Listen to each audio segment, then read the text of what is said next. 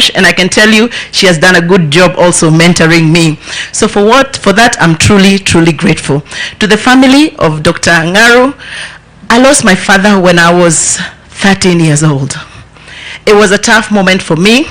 It was a tough moment for my family. You see, parents are our parents, but individually we grieve the loss of a parent. I just want to refer to you words that were spoken at my father's funeral. The words of 1 Thessalonians 4 verse 13. Because when you lose a parent, you're hopeless. There's a sense of hopelessness that begets you. But I want to encourage you with those words, that even as you mourn, you must mourn as people that believe, because I can see you're well brought up within the confines of church and religion. I pray that you find strength and grace and comfort to take the loss of your father. And as you mourn, remember that there will be a reunion between yourselves and your father. I won't speak much. As you know, now I am a state officer. I am gagged substantially from making political pronouncements, but I want to start by thanking our Lord Bishop for such a fantastic sermon. Did you people love this now sermon the way I liked it? Let us appreciate him. The Lord Bishop, you know, he said here he was struggling with mathematics, and he said that we have, at 60 years old, we have already been sleeping for 20 years. Quickly I started to calculate. The life expectancy of any Kenyan right now stands at 67.7. That is, if you round it off, that's 68 years. So at 60 years old, Lord Bishop, you only have 8 more years to plan for if you're a Kenyan. Out of those 8 years, if you're going to do that arithmetics of sleeping for 8 hours, you only have 6 years to live. And therefore, thank you for reminding us to number our days and make them count. And if there is a gentleman who knows how to number his days and make them count, it is one, the Right Honorable Raila Amolo Odinga. If there is anybody whose every day counts for something, it is this gentleman, this great man who sits with us today. I know that, and I know that because the Right Honorable, you know, for most of us in this region, Baba, we don't know you. We used to be told growing up as little people, we were told to fear you, not even to come close to you. So those of us that have come close to you, other people fear us. They don't know what happens once you're in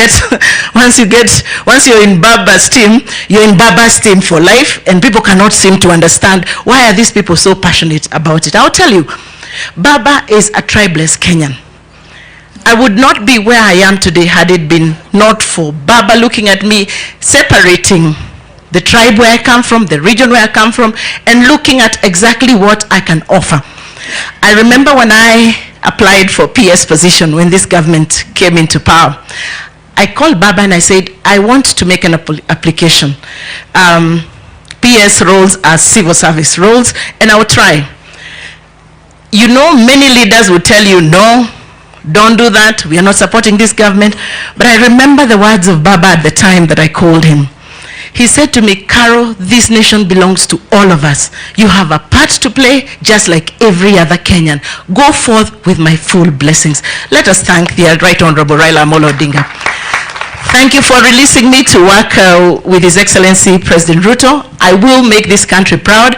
And for those of you who are wondering why Baba is so passionate about putting his ambitions aside and being so selfless about Kenya, it's because he's well traveled.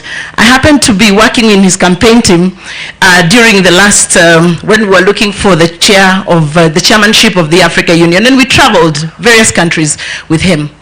I want to tell you, we have a beautiful nation called Kenya. If you are in doubt, look at just our neighbors. Look at what is going on in South Sudan. Look at Somalia. Look at DRC. In fact, I want to tell you, I sat in my first meeting in Arusha last week, and the stories coming from across the region, people could not even attend meetings because they cannot leave their offices, they cannot leave their countries because of the security situation.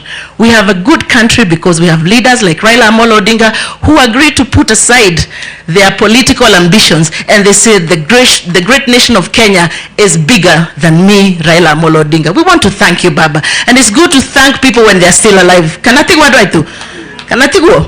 Thank thank you so much. Thank you for even nominating me and putting me as part of your team and later releasing me to go and serve the Republic of Kenya.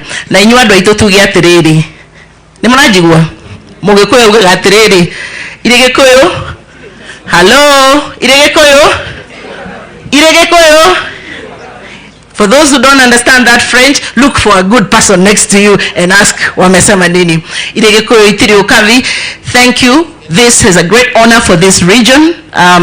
Excellency, thank you for releasing me to serve the people of Kenya and to represent the Republic of Kenya in the regional realm.